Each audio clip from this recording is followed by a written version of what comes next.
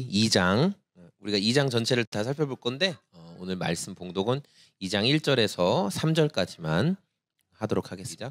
나오미의 남편 엘리멜렉의 친족으로 유력한 자가 있으니 그의 이름은 보아스더라. 모압 여인 룻이 나오미에게 이르되 원하건대 내가 밭으로 가서 내가 누구에게 은혜를 입으면 그를 따라서 이삭을 줍겠나이다 하니 나오미가 그에게 이르되 내 딸아 갈지어다 하매 룻이 가서 베는 자를 따라 밭에서 이삭을 줍는데 우연히 엘리멜렉의 친족 보아스에게 속한 밭에 이르렀더라. 아멘. 네. 부모님의 사랑을 생각하고 어버이의 사랑을 생각하니까 우리 또 권사님이 많이 우신 것 같아요. 예, 그렇죠. 항상 너무 감사하고 저희들 자녀들은 부모님이 그 어떤 것보다도 이렇게 예수님을 알려주신 것들, 또 그 삶을 통해서 사랑의 섬김의 삶을 보여주시는 것들이 참 많은 위로가 되고 또 감사가 되는 것 같습니다. 특히 또 오늘은 가정의 주일이라서 우리 부모님들과 또 우리 자녀들 기대하고 있죠. 우리 로운이가 지난주부터 계속 저를 볼 때마다 아빠 전 세 가지를 기억하고 있어요. 그러면서 로이도 아빠 저 세 가지 알아요. 그러면서 계속 그 세 가지 우리 예수님께서 십자가에서 죽으실 때 찢어진 거 그쵸? 그 세 가지를 계속 기억하고 있는데 좋아요. 그 세 가지를 잘 기억해 주시고 오늘 또 설교 시간에 한 가지 또 퀴즈가 하나 더 있어요. 그래서 그 세 가지 더하기 한 가지 더 총 네 가지를 대답을 하면 돼요. 신약 성경과 구약 성경의 66권 중에 책을 이게 성경은 다 책을 한 권씩 모아놔서 66권의 책인데 그 중에 두 권이 여자 이름으로 쓰여졌어요. 한 권은 우리가 읽었던 룻이고 한 권은 에스더. 룻기라는 책에 나오는 여인, 이 이름이 룻입니다. 룻이라는 여인이 등장하는데 이 여인은 이스라엘 출신이 아니에요. 유대인이 아니란 얘기예요. 모압이라는, 사실 어떻게 보면 이스라엘은 이렇게 모압이라는 곳을 그렇게 막 존중하고 좋아하는 지역은 아니었어요. 모압 족속들을 이방인으로 취급하는 곳이었는데 거기가 룻의 고향이에요. 자, 근데 이 여인의 삶이 이제 성경 한 권 전체에 아주 자세하게 기록이 돼 있었던 거죠. 룻이 이제 쓰여진 이야기의 배경은 언제냐면 그 사사시대. 사사시대는 뭐냐면 왕이 없어서 이스라엘 사람들이 각자가 다 왕이야. 다 그냥 자기가 마음대로, 내가 보기에 옳은 대로. 그래서 하나님 보시기에 엄청나게 나쁜 악을 행하던 시대가 사사시대. 그러니까 어두운 시대, 캄캄한 시대. 그렇게 영적으로 어두운 시대라고 말을 할 수 있어요. 그런데 하나님은 이 사사시대 때도 룻과 같은 사람들을 통해서 여전히 하나님이 일하고 계시고 이스라엘을 구원하는 놀라운 일을 벌이시죠. 룻은 이방 여인으로 이스라엘 사람이랑 결혼을 했어요. 이스라엘 사람이랑 결혼을 하긴 했는데 젊은 나이에 남편이 죽었습니다. 젊은 나이에 남편이 죽고 집안이 다 몰락했어요. 시아버지도 돌아가시고. 그러니까 우리가 많이 배웠잖아요. 이스라엘에서는 남자, 그러니까 뭐 시아버지가 있든 남편이 있든 또 아들이 있든 이렇게 해야지 거기에서 그 돌봄을 받을 수 있는 그런 문화였다는 것을 배웠잖아요. 그런데 가정이 완전히 몰락할 위기에, 가문이 몰락할 위기에 처한 거예요. 지금 룻을 보호해 줄 수 있는 사람은 나오미라는 시어머니밖에 없었어요. 시어머니. 그런데 시어머니가 볼 때 이제 남편도 죽었고 그리고 그 시아버지도 죽고 남편도 죽고 했으니까 이 젊은 며느리가 너무 안타까운 거예요. 그래서 너 네 고향에 여기 남아라. 여기서 차라리 새 출발해라. 그리고 나는 내 고향으로 떠나겠다. 내가 여기 이방 땅에 있어서 뭐 하겠냐. 다 잃어버렸는데. 그러면서 이제 그렇게 말을 했어요. 그런데 한 명의 며느리였던 오르바라는 또 한 명의 며느리가 있었는데 이 며느리는 슬퍼하긴 했지만 고향에 남았죠. 자기 고향에 남았고 그리고 룻은 저는 끝까지 어머니 따라가겠습니다. 어머니 저를 버리지 마세요. 어머니가 섬기는 하나님이 제 하나님입니다. 이러면서 끝까지 나오미를 따라서 정말 유대 땅으로 오게 됐어요.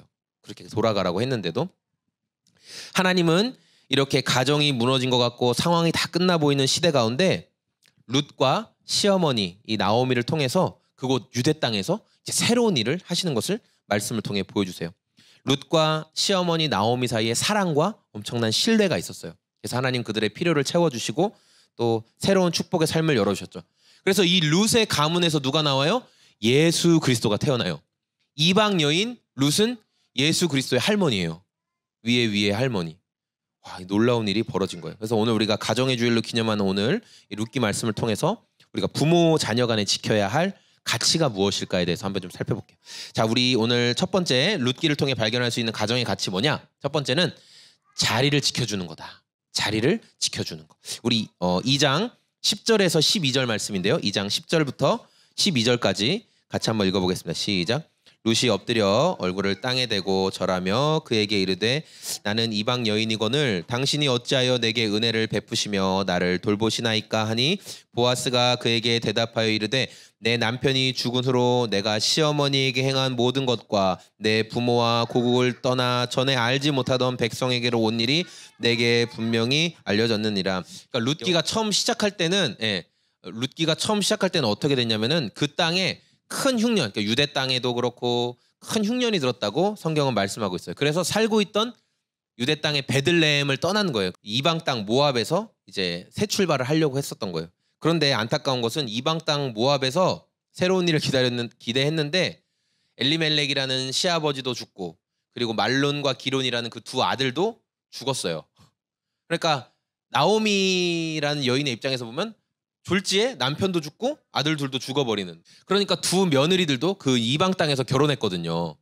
그래서 두 며느리들도 너무나 안타까운 상황이 벌어진 거죠. 그래서 나오미는 아직도 젊은 두 며느리에게 뭐라고 이야기하냐면은 너네 나 떠나가라. 새 출발해라. 여기 어차피 니네 고향이니까 나만 사라지면 되지 않냐. 그러면서 나는 갈 테니 나는 내 고향 유대로 돌아갈 테니 너희는 여기 남아라. 이렇게 간곡하게 이야기를 해요. 그래서 그 말을 듣고 아까 말했던 것처럼 오르바라는 다른 며느리는 내 어머니 알겠습니다. 눈물을 흘리면서 그 땅에 남았고 그런데 룻은 저는 끝까지 어머니를 따라갈 겁니다. 저를 버리지 마세요. 그러면서 유대 땅으로 끝까지 따라가요. 너 새 출발해. 아니야 남지 마. 계속 나랑 같이 하면 안 돼. 얘기해도 끝까지 따라왔어요. 그런데 막상 시어머니의 고향, 남편들의 고향에 돌아왔지만 막막했어요. 뭐 먹고 살 게 없죠. 여인들이 어떻게 먹고 살 수 있습니까? 그때 룻이 어머니에게 말하는 게 2절 말씀 읽어볼게요. 시작. 모압 여인 룻이 나오미에게 이르되 원하건대 내가 밭으로 가서 내가 누구에게 은혜를 입으면 그를 따라서 이삭을 줍겠나이다 하니 나오미가 그에게 이르되 내 딸아 갈지어다 하멘. 룻에게 있어서 베들레헴은 완전히 낯선 동네예요. 정말 처음 와보고 물설고 낯설은 그런 곳에 왔어요. 그런데 룻이 어머니를 등지지 않고 끝까지 어머니 곁을 지켰다는 게 너무나 중요한 거죠. 그래서 어머니를 봉양하기 위해서 뭐라도 해야 되니까 아침 일찍 나가서 이삭 줍기라도 하겠습니다. 땅에 떨어진 이삭이라도 제가 줍겠습니다. 이렇게 고백을 해요. 그런데 이 이삭 줍기는 언제 할 수 있냐면은 추수가 다 끝난 밭에서 하는 거예요. 추수 중인 밭에서 하면 안 돼요. 추수가 다 끝나서 빈 밭이 되었을 때 거기에서 혹시 떨어진 게 있나 나가서 주워볼 수 있는 거예요. 그러니까 갔을 때 이삭이 있는지 없는지를 모르죠. 갔을 때 이삭이 있는지 없는지를 몰라요. 그냥 일단 나가보는 거예요. 그런 상황이에요. 그러니까 성공할 확률보다 실패할 확률이 훨씬 높은 상황이었어요. 그럼에도 불구하고 룻은 어머니를 돌보기 위해 자신이 할 수 있는 최선을 다합니다. 자신이 할 수 있는 최선을 다하는 거예요. 홀로 된 시어머니 곁을 지켜드리고 자신이 할 수 있는 역할을 최선을 다해 감당한 룻을 통해서 하나님은 가정을 회복시키시고 놀라운 복을 허락해 주시죠. 이것이 우리가 지켜내야 될 첫 번째 가치. 곁을 지키는 것이 중요하다라는 거예요. 자, 두 번째 룻기를 통해 발견할 수 있는 가정의 가치는 뭐냐면 고마움을 갖고 그것을 표현하는 거예요. 고마움을 갖고 표현하는 것. 우리 22절 말씀 읽어보겠습니다. 시작. 나오미가 며느리 룻에게 이르되 내 딸아 너는 그의 소녀들과 함께 나가고 다른 밭에서 사람을 만나지 아니하는 것이 좋으니라 하는지라. 아멘. 자, 이 말씀이 조금 어려울 수 있어가지고 새 번역 성경으로 제가 한번 읽어드릴게요. 새 번역 버전이 좀 나오미의 마음을 더 잘 표현해주고 있거든요. 나오미가 며느리 룻에게 일렀다. 얘야, 그가 데리고 있는 젊은 여자들과 함께 다니는 것이 좋겠구나. 젊은 남자 일꾼들에게 시달림을 받다가 다른 밭으로 가지 않아도 되니 말이다. 이렇게 말했어요. 그러니까 룻이 지금 밭일을 마치고 엄청나게 많은 혜택을 가지고 돌아왔어요. 2장 전체에 보면 엄청 놀라운 혜택을 받고 돌아왔어요. 그래서 시어머니 나오미도 깜짝 놀랐어요. 룻이 가지고 온 걸 보고 아니 이삭 줍기를 나가서 이렇게 많이 곡식을 가져올 수가 없는데 너 무슨 일이니? 이게 무슨 놀라운 일이 있었던 거니? 라고 이제 물어보죠. 그런데 나오미가 자기 곁에 함께 해주었던 이 룻이 수고한 것에 대해서 고마워하고 또 감사하는 마음을 가지고 있었다는 것을 우리가 말씀을 보면서 알 수 있어요. 왜 그러냐면 이른 아침에 이삭을 주우러 나가는 그 며느리 이렇게 보냈죠. 그래 네가 갔다 와라 라고 보냈는데 그러면서도 늘 마음 가운데 안타까움이 있었던 거예요. 어떤 안타까움이냐? 그 밭에 나갔을 때 젊은 장정들이, 하여튼 젊은 며느리니까 막 희롱하고 괴롭히고 또 텃세 부리고 그러진 않을까. 계속 애타는 마음이 있었던 거예요. 보내긴 했지만 미안하고 함께 해주지 못해서 미안하고 그런 고마운 마음을 계속 가지고 있었던 거예요. 그래서 룻이 안전하게 돌아온 모습을 보고 기뻐하면서 그 밭에서 계속 있었으면 좋겠다. 너를 보호해 주는구나 그 밭이. 지금 보니까 네가 그 밭에서 보호를 받고 있구나. 거기를 떠나지 않는 게 너의 안전을 위해서 좋겠다. 이런 말을 하는 거죠. 룻기 말씀을 통해서 이 가정 안에서 서로 사랑을 표현하고 또 감사하는 마음을 갖는 게 얼마나 중요한지를 말씀을 통해 볼 수 있어요. 그리고 이렇게 모든 것이 끝난 것 같은 절망적인 상황 속에서도 서로가 함께 곁을 지켜주고 또 감사하는 마음을 표현할 때 하나님께서는 문제를 이겨낼 힘을 주시고 절망 가운데 빛을 비춰주시는 거예요. 이 사랑 안에서 함께하는 가정 가운데 하나님이 어떤 복을 주시느냐, 이게 세 번째 내용인데요. 사람의 생각을 뛰어넘는 놀라운 복을 주셨어요. 우리 14절 말씀인데요. 14절 말씀 같이 한번 읽어보겠습니다. 시작. 룻이 처음에 그 밭에 가자마자 바로 이삭 줍기를 한 게 아니었어요. 아까 나눴던 것처럼 일단은 나가본 거예요. 누구의 밭이든 혹시 나를 야 여기서 주워라 이렇게 말할 사람이 혹시 있지 않을까 싶어서 일단 나갔어요.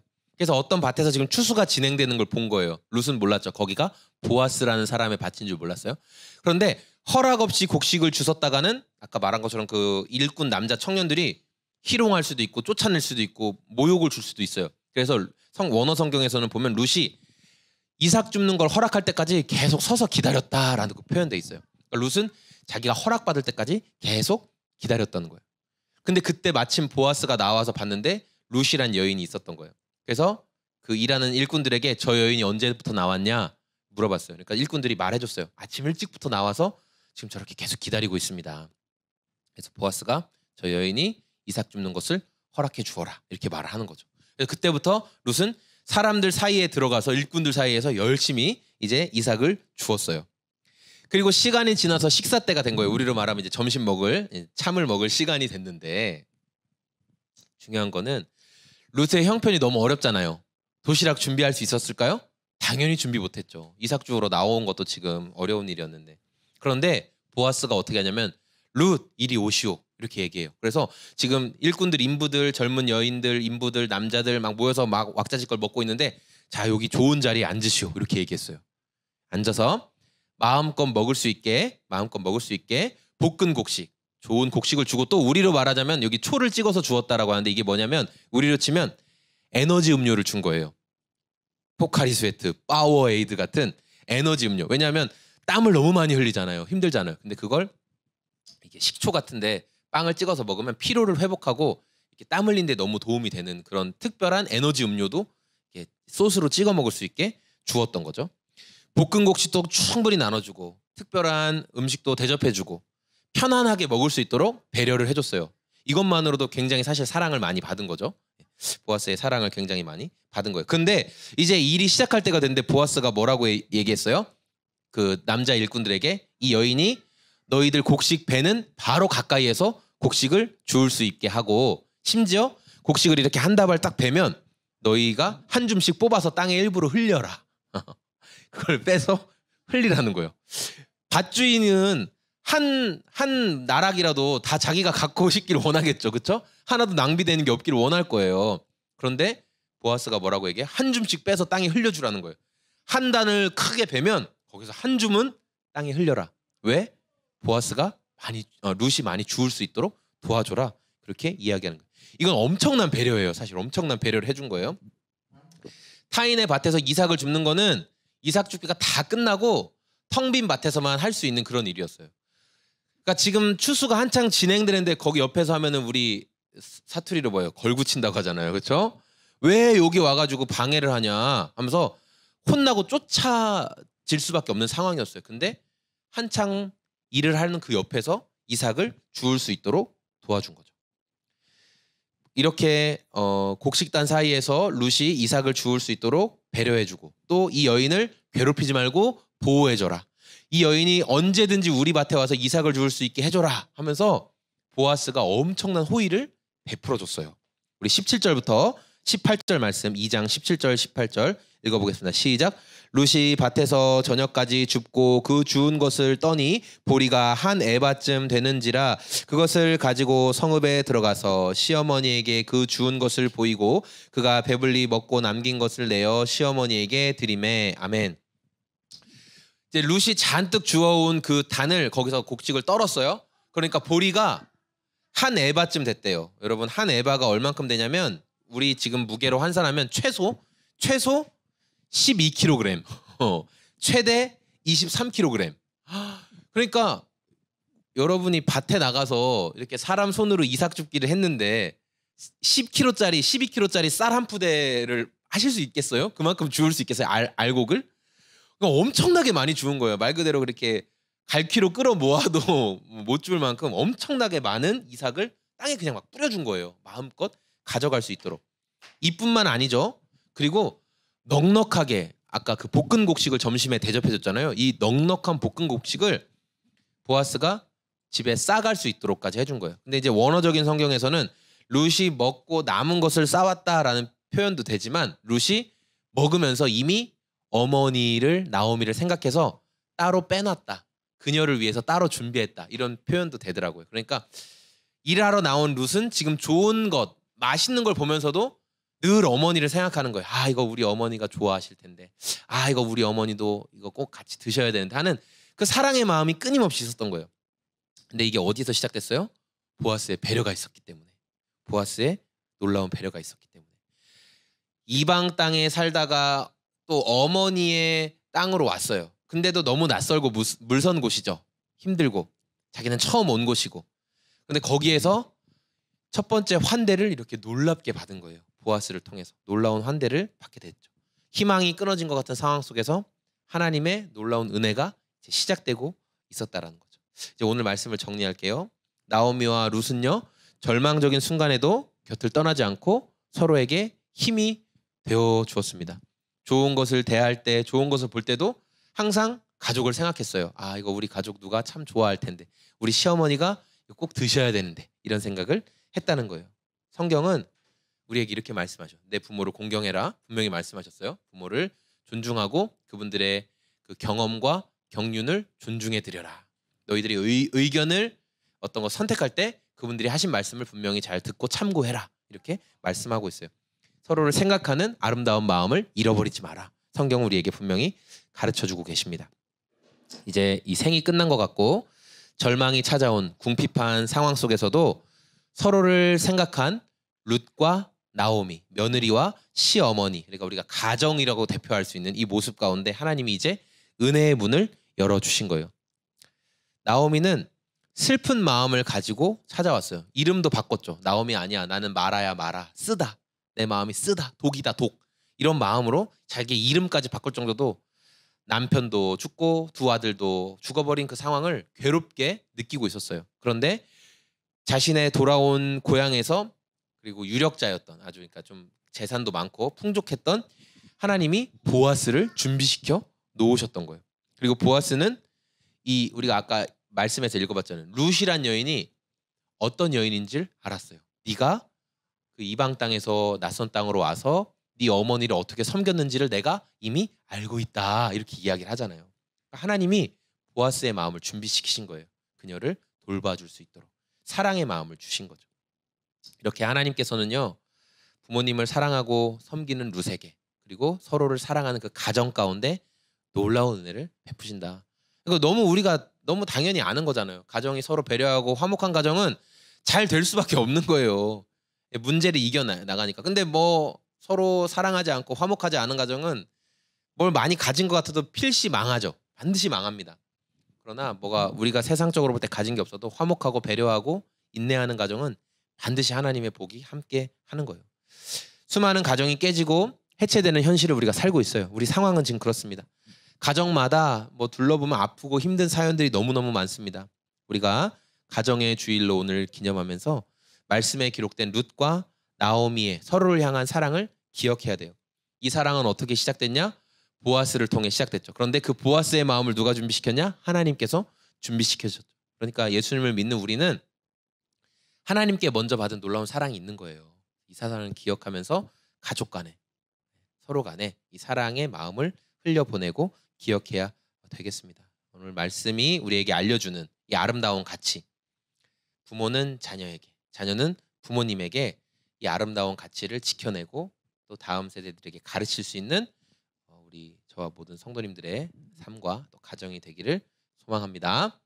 아멘. 이제는 우리를 사랑하시는 하나님 아버지의 그 사랑하심과 또 예수 그리스도를 통하여 우리에게 그 십자가의 사랑과 은혜를 베풀어 주신 예수님의 순종하심과 또 예수님의 놀라운 순종을 우리 평생의 삶에 깨닫게 하시고 알게 하시고 증인으로 살아가게 하시는 성령 하나님의 함께 하심이 오늘 가정의 주일을 기념하며 특별히 룻과 나오미 그리고 보아스의 사랑을 통하여 우리 가정이 지켜내야 할 가치들을 나누게 하시고 그 가정을 지키게 하실 우리 주님의 은혜로 함께 하심이 이곳에서 예배하며 고개 숙인 모든 성도님들의 삶과 가정 위에 지금부터 영원히 함께 계실지어다.